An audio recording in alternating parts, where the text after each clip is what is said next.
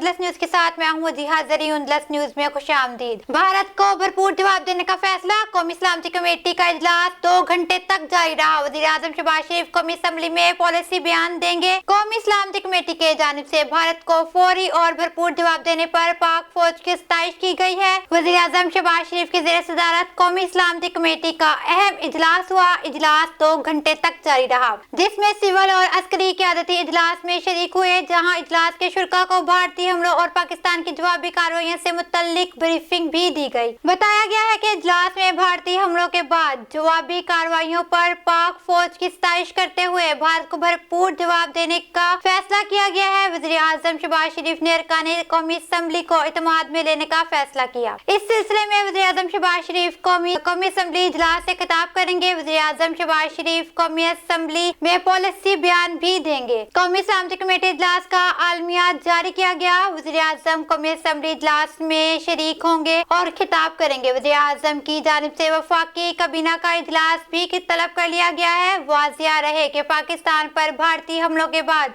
खित्ते की हालत कशीदा हो गई है। भारत ने गुज़श्ता रात के अंधेरे में पाकिस्तान के शहरी इलाकों पर हमला किया। भारतीय हमले के बाद पाकिस्तान की मुसल्लह अफवाज ने बुज़दिलाना हमले का मुंह तोड़ जवाब देते हुए भारतीय फ़िज़ाइया के 3 राफेल तैयारों समेत 5 जंगी तैयारे मार गिराए। इस दौरान एक ब्रिगेडियर हेडक्वार्टर समेत मुतादिद फौजी चेक पोस्टों को भी तबाह कर दिया गया, जिसके बाद भारतीय फौज ने LOC पर चुराग कम्प्लेक्स के सफेद झंडा लहराकर शिकस्त तस्लीम कर ली।